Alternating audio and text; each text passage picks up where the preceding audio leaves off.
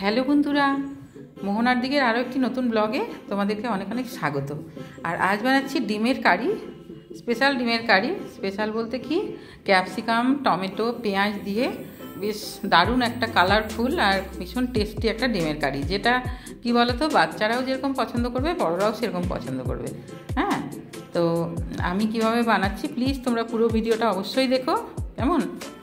তো প্রথমে দেখো, তেল গরম করে তারপর আমি ডিমগুলিকে ভেজে নেব। আর ডিমগুলির মধ্যে আমি ওই ডিমটাকে নুন আর হলুদ মাখিয়ে রেখেছিলাম। হ্যাঁ, এবারে কি বলতো, এমনি ডিমের কারি বানালে ডিমটাকে বেশ লাল লাল করে ভাজি, তবে এখন ডিমটাকে অত বেশি লাল লাল করে ভাজবো না, একটু ডিমের কালারটা চেঞ্জ হয়ে গেলেই তারপর এটাকে তুলে নেব।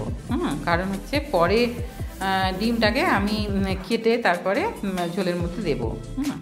আর এখনই যদি ডিমটা কেটে ভাজতে দিতাম তাহলে কি হতো বলো তো, কুসুমটা পুরো তেলের মধ্যে বেরিয়ে যেত, এতে কি হতো টেস্টটা খারাপ হয়ে যেত, কুসুমটাও নষ্ট হতো। তো সেই জন্য আমি দেখো ডিমটাকে একটুখানি ভাজছি, খুব বেশি ভাজবো না, তারপর এটাকে তুলে নেব। তারপর তেলটা কমিয়ে দিয়েছি, কমিয়ে দিয়ে তারপর তার মধ্যে দিয়ে দিচ্ছি পেঁয়াজ কুচি। ডিমটা ভাজার সময় একটু বেশি তেল দিয়েছিলাম। তারপরে দেখো পেঁয়াজ কুচিটা দিয়ে একটু নেড়ে চেড়ে নিচ্ছি, পেঁয়াজের কালারটা একটু চেঞ্জ হওয়া অবধি। তারপর এখানে দিয়ে দিলাম দেখো গোটা জিরে ফোড়ন। এবারে জিরে ফোড়ন দিলে সমস্ত রান্নাতেই ভালো হয়, তবে এই ডিমের কারিটাতেও ডিমের কারিটার টেস্টটা কিন্তু ভীষণই ভালো হবে জিরে ভাজার জন্য। জিরে ভাজার গন্ধটা আসবে ডিমের কারির মধ্যে, তো সেই জন্য। তো তারপর দেখো দিয়ে দিচ্ছি এখানে হলুদ গুঁড়ো। হলুদ গুঁড়োটা তেলের মধ্যে দিলে এমনিতেই খুবই একটা ভালো কালারও যেরকম আসে, আর হলুদটা ভাজা ভাজা হলে টেস্টটাও খুব ভালো হয়। হ্যাঁ, তো দিয়ে তারপর পেঁয়াজটা একটু কালারটা চেঞ্জ হবে, ততক্ষণ পর্যন্ত আমি ওয়েট করছি। তারপর এর মধ্যে আমি দিয়ে দিলাম আন্দাজ মতো নুন।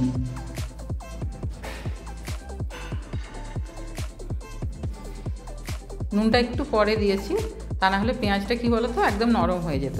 তারপরে দিলাম এখানে ক্যাপসিকামগুলো, ক্যাপসিকাম একটা কেটে রেখেছি সেটা দিলাম। ক্যাপসিকামটা দিয়ে একটু ভালো করে এটাকে নেড়ে ছেড়ে নিচ্ছি, যাতে একটু ভাজা ভাজা হয়। ক্যাপসিকাম তো এমনিতে সেদ্ধ হতে বেশিক্ষণ লাগে না।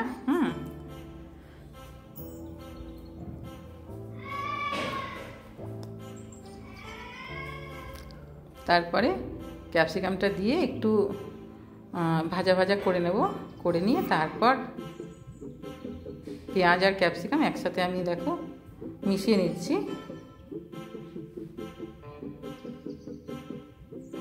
তারপর এর মধ্যে যে টমেটোটা কেটে রেখেছি সেটা দিয়ে দেবো।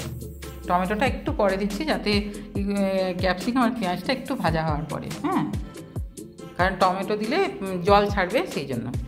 তো টমেটোটা দিয়ে আঁচটা মিডিয়ামে রেখে একটু ভেজে নিচ্ছি ভালো করে। আর এইসব কালারফুল সবজি দিয়ে যে কোনো রান্না করলে এগুলো খাওয়াও যেরকম ভালো আর দেখতেও খুব ভালো লাগে, তখন কি বলতো বাচ্চারাও এটা খুব পছন্দ করে। আর বাচ্চাদেরকে ক্যাপসিকাম, টমেটো এসব দিয়ে যে কোনো জিনিস রান্না করে দিলে খুবই এটা ভালো। তো তারপর এখানে আমি দেব মশলা। এগুলো ভাজা হয়ে গেছে, আমার সবজিগুলো ভাজা হয়ে গেছে। এবার আমি মশলা দিলাম খুবই কম, আদা রসুনের পেস্ট ছোটো চামচের 1 চামচ। আদা রসুনের পেস্ট দিলাম। আর এখানে আমি দেবো মশলা বলতে ওই জিরে আর ধনে একটু শুকনো খোলায় নেড়ে তারপরে গুঁড়ো করে রেখেছি সেটা দিয়ে দিলাম। এখানে কিন্তু আমি জিরে গুঁড়ো, ধনের গুঁড়ো যেটা এমনি পাওয়া যায় সেটা কিন্তু আমি দিচ্ছি না। এটা ভাজা জিরে আর ধনের গুঁড়ো, এটা দিলে কি বলো তো ডিমের কারির টেস্টটা খুব ভালো হয়। দিয়ে তারপরে একটু কষিয়ে নেবো ভালো করে। আর অল্প অল্প জল দিয়ে দিয়ে কষালে কি বলো তো মানে পুড়ে যাওয়ার ভয়টা কম থাকে।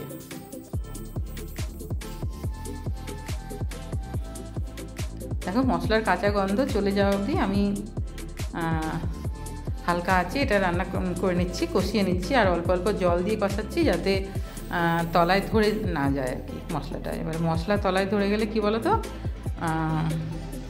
একদম টেস্ট খারাপ হয়ে যাবে। তারপর এখানে দিয়ে দিলাম গরম মশলার গুঁড়ো, গরম মশলার গুঁড়োটা আমি ওই কষানোর সময়ই দেওয়াটা পছন্দ করি, এবারে লাস্টে আমি দিই না। তো দেখো গরম মশলার গুঁড়োটা দিয়ে এটাকেও খুব ভালো করে কষিয়ে নিচ্ছি, সামান্য জল দিয়ে দিয়েই আমি কষাচ্ছি। কিন্তু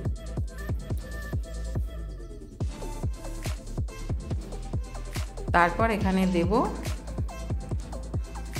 চিনিটা তো অবশ্যই দিতে হবে, যেহেতু টমেটো দেওয়া আছে, তারপরে ক্যাপসিকাম দেওয়া আছে। এইসব রান্নাগুলোতে কী বলতো একটু চিনি অবশ্যই দিতে হয়। যারা চিনি পছন্দ করে না তাদেরও বলছি একটুখানি চিনি কিন্তু দিতে লাগবে। হ্যাঁ, এবারে দিয়ে তারপরে এটাকে খুব ভালো করে কষিয়ে নিয়ে তারপর এটার মধ্যে জল দেব। লঙ্কার গুঁড়োটা আমি দিয়েছি এখানে। এখানে তোমরা লঙ্কার গুঁড়োটা স্কিপ করতে পারো, এখানে কাঁচা লঙ্কাও দিতে পারো, কেমন। তবে লঙ্কার গুঁড়োটা আমি দিচ্ছি একটু কালারের জন্য।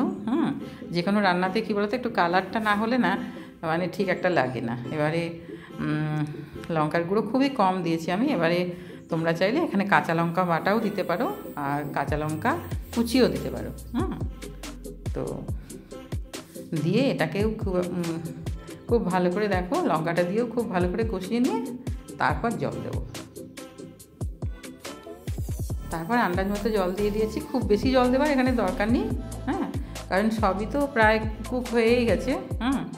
তো টমেটো, ক্যাপসিকাম, পেঁয়াজ এগুলো তো মানে রান্না হতে বেশিক্ষণ লাগে না। তো মশলাটা যেহেতু দেওয়া হয়েছে, সে মশলা সমস্ত জিনিস যাতে একসাথে মিশে যায় সেই জন্য একটু জল দিয়ে ফোটানো। এবারে একটু ফুটে গেলে তারপরে আমি ডিমগুলোকে কেটে রেখেছি সেগুলো এক এক করে দিয়ে দেবো। খুবই সহজ রান্না। এই যে দেখো ডিমগুলো আমি দিয়ে দিচ্ছি যাতে কুসুমটা যাতে না ঝোলের মধ্যে গুলে যায়, সেরকমভাবে দিলাম। এবারে আস্তে আস্তে এটাতে ঝোল ঢুকে যাবে। তো এইভাবে একবার রান্না করে অবশ্যই দেখো, ভীষণই টেস্টি হয়। আর বাচ্চারা তো বললাম বাচ্চারা তো এটা ভীষণই পছন্দ করবে। শুধু বাচ্চাদের ক্ষেত্রে তখন লঙ্কাটা স্কিপ করলেই হবে। আর এই রান্নাটা কিন্তু রুটি দিয়েও ভীষণ ভালো হয় খেতে, রুটি, পরোটা। ভাত দিয়ে তো হয়ই, আর রুটি পরোটা দিয়ে, আমাদের বাড়িতে এই রুটি পরোটা দিয়ে এটা বেশি খাওয়া হয়, কারণ রাত্রের দিকেই আমি এই রান্নাটা বেশি করি। দেখো অল্প অল্প ঝোল নিয়ে নিয়ে আমি ডিমের ওপরগুলোতে দিয়ে দিচ্ছি। তাহলে হয়ে গেল আমার ডিমের কারি, পেঁয়াজ, ক্যাপসিকাম আর টমেটো দিয়ে স্পেশাল ডিমের কারি।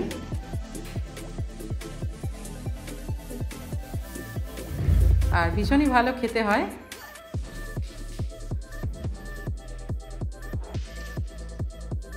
আর দেখো কি অপূর্ব দেখতে হয়েছে, দেখেছো কালারটা?